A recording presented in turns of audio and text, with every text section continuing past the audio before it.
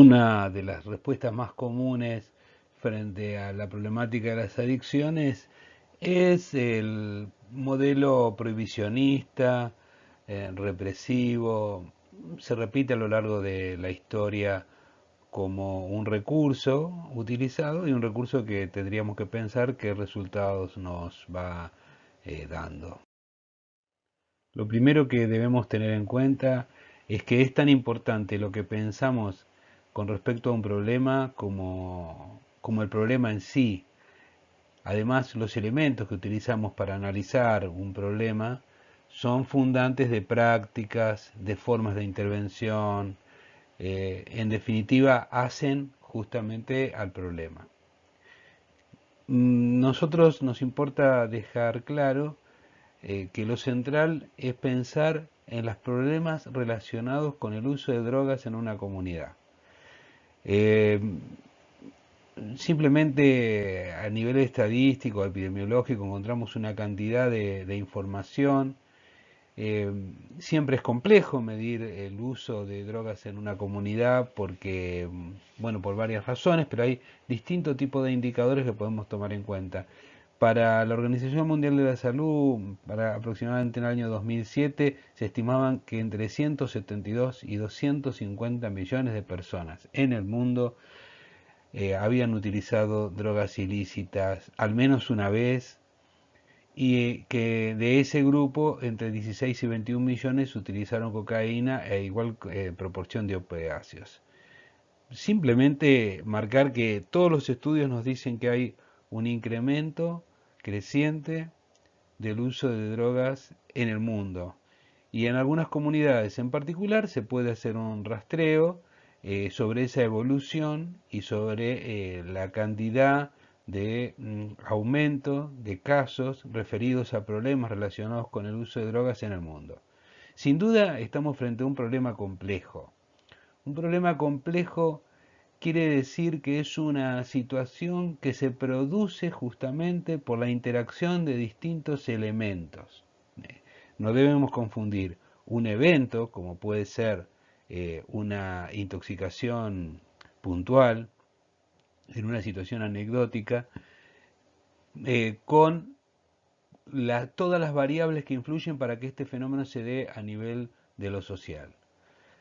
Sin duda, es un tema complejo que produce discapacidades, que produce enfermedades, que produce muertes, que en este sentido son prevenibles porque responden a comportamientos de grupos, de individuos y a un contexto social que lo favorece. En este sentido es prevenible. Entonces, como decíamos, al tener esta connotación de ser prevenibles, aparece con el repertorio de acciones lo que antes habíamos planteado, ¿no? La necesidad de acotar la aparición de estos comportamientos y una de estas tendencias al control es lo que podemos definir como el modelo prohibicionista. Distintas implementaciones en distintos contextos históricos y en distintos países. Ustedes deben conocer la famosa ley seca que se implementó en Estados Unidos entre 1920 y 1933. Bueno, hay una gran controversia, pero podríamos decir que en resumidas cuentas sucede que con la llegada de la inmigración en Estados Unidos aparece un aumento de la problemática, aparición de la situación en la vía pública y distintos movimientos, fundamentalmente de orientación religiosa, que dieron lugar al movimiento de la templanza, una organización de la comunidad con fuerte raigambre religiosa, como decíamos, y termina logrando la toma de una medida que fue la prohibición. Eh,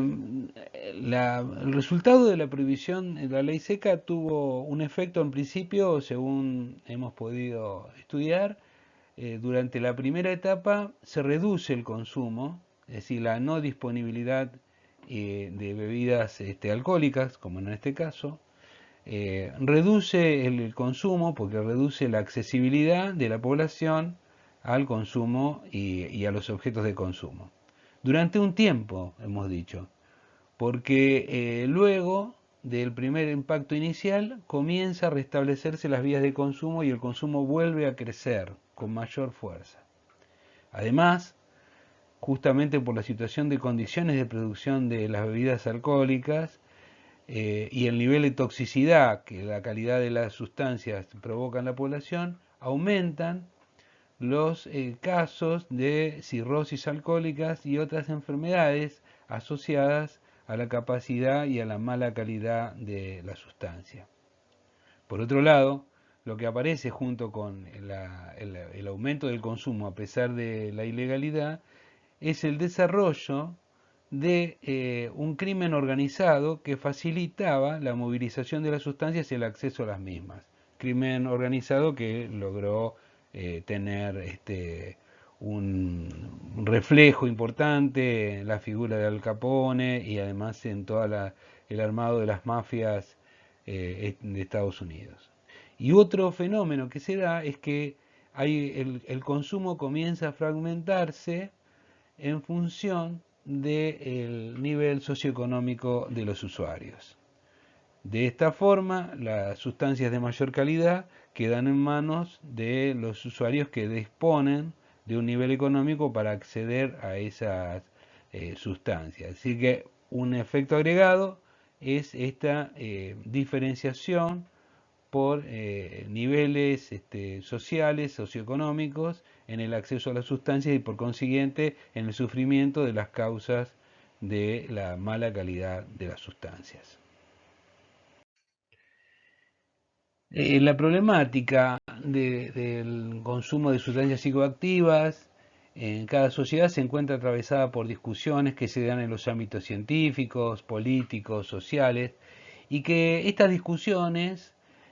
terminan imponiéndose y tienen efectos en las políticas públicas, en las intervenciones directas sobre los usuarios. El impacto se puede visualizar en la vida cotidiana de las personas y también en el nivel macroestructural, donde podemos observar cómo el mismo se encuentra moldeado por discursos moralizantes, religiosos, medicalizantes, pseudocientíficos, criminalizantes y jurídicos. A través de la historia estos discursos definen prácticas y generan intervenciones y políticas que terminan produciendo una situación de estigma estructural con una función de deshumanización, control y discriminación del grupo social que es estigmatizado, que en este caso son los usuarios de drogas.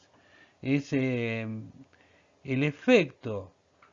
agregado del modelo punitivista es la estigmatización de un grupo. Y cuando se produce el estigma de un grupo, lo que se produce es que ese grupo va a agregar a los problemas que tiene devenidos de la problemática en sí, va a agregar la retracción en el acceso a los derechos, entre ellos el acceso al derecho a la salud. Es decir, la prohibición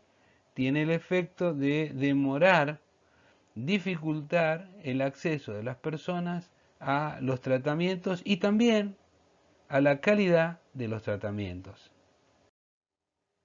Desde el modelo psicoanalítico nos gustaría introducir una mirada justamente sobre aquello que resulta incontrolable a partir de la prohibición. Eh, Esto que decíamos antes, porque una vez que se pone un control, una norma de control, nosotros como individuos y como sociedad encontramos la forma de eludir ese control. ¿Cuáles son las razones de este flujo permanente de la dimensión humana en cualquier estrategia que intente imponer un control? Sigmund Freud plantea que el ser humano es ineducable, ingobernable e incurable, ¿no? Dice que ciertamente no hay posibilidad, no porque sea imposible acceder a algún logro en estos niveles, tanto en la educación como en la gestión o en la curación, sino que lo hace para referirse a que sin la participación de los sujetos, es más, si sin que el sujeto se considere a sí mismo como parte fundante de ese proceso, sin tener en cuenta esa dimensión, posiblemente cada estrategia que nosotros nos planteemos va a dar un resultado negativo o al menos va a dar resultados que son del orden de lo imprevisto. Entonces, ¿a qué se refiere Freud con el uso de drogas? Porque él tiene una visión particular sobre esta temática que ha desarrollado a lo largo de su obra. Vamos a tomar el planteo del malestar en la cultura, donde Freud nos dice que la vida, tal como nos es impuesta, nos resulta gravosa, nos trae dolores, desengaños, tareas insolubles, y para soportarla no podemos prescindir de calmantes. Y que hay tres clases de calmantes frente a este sufrimiento: las distracciones, que nos hagan valuar en poco nuestra miseria; las satisfacciones sustitutivas, como las que podemos encontrar en el arte o en la ciencia; eh, y las sustancias embriagadoras, que nos vuelvan insensibles a justamente este sufrimiento que nos impone la vida en sociedad. La, a la utilización del recurso tóxico para enfrentar la vida, Freud lo denomina como un método tosco, pero sumamente efectivo, al menos durante un tiempo, para modificar las formas de la percepción del mundo, las formas de la percepción de las relaciones con los otros, y también para la analgesia del sufrimiento corporal, donde podemos situar las causas del sufrimiento humano o los límites a las aspiraciones humanas. Por supuesto que todo frente a la psiquis cobra significación. Y dentro de esa significación entran también las sustancias psicoactivas. Y esto hace a la variabilidad y a la construcción social y a la subjetivación, es decir, a la incorporación de estas conductas y objetos en la vida de las personas. En este sentido, nosotros diríamos que lo que define a una adicción desde el punto de vista subjetivo es el nivel de dependencia, con lo que esto significa, ¿no? La dependencia, doblemente paradojal, porque es una dependencia que asegura cierto registro narcisista, es una dependencia que podría dar la sensación de seguridad y de independencia frente al medio, porque es el efecto que va a producir es que logramos, mediante estos recursos, independizarnos, al menos ilusoriamente, de los padecimientos de la vida cotidiana. A esta altura, podríamos decir, sí, todo intento de establecer un marco externo, punitivo, posiblemente se encuentre con la existencia de la dimensión humana para eludir ese control. Y aclaramos que decimos, no significa evitar todo tipo de control. De hecho, sabemos que el funcionamiento de una sociedad se podrá hacer en base a la regulación y a los sistemas de protección que esa sociedad propone. Eh, Peter Sloterdijk, como hemos dicho, propone la existencia de sistemas autoinmunes integrados y habla de un sistema inmune biológico que nos capacita para el ataque de los virus y un sistema inmune social que nos capacita para el cuidado de la agresión que podría venir del otro. Y de allí el sistema legal que nos permite cuidarnos. Lo que decimos es que es muy distinto establecer formas de control en los espacios sociales compartidos, como por ejemplo los controles eh, mm, en la vía pública para conductores, para medir la incidencia del alcohol en el momento de la conducción de un vehículo, que no se refiere a una restricción de las libertades individuales, sino al cuidado de la sociedad, justamente, por la incidencia que tiene en la producción de accidentes, entre otras cosas. O, por ejemplo, el control de algunas sustancias enteógenas que inciden en el rendimiento deportivo y que colocan a algunos sujetos en ventaja en el marco de las competencias deportivas y la necesidad de que de alguna manera los comités olímpicos y demás que regulan la práctica deportiva busquen una forma de sincerar esa incidencia de las sustancias en la realización de una actividad deportiva para que la misma sea realizada en igualdad de condiciones para todos los participantes. Sin duda nos referimos a distintas situaciones de organización de una comunidad con respecto al cuidado de la misma comunidad. Eh, Acá nos referimos a otra cuestión, que es el intento ya de, o vamos a decir, la ilusión de que sería posible vivir en una sociedad sin drogas. Partiendo de la base que las drogas no han desaparecido, sino que, como hemos dicho al comienzo, se ha incrementado su uso y se ha extendido en nuestra sociedad, que algunas sustancias que se ha logrado reducir el nivel de consumo, que se ha logrado controlar, restringir el acceso, han sido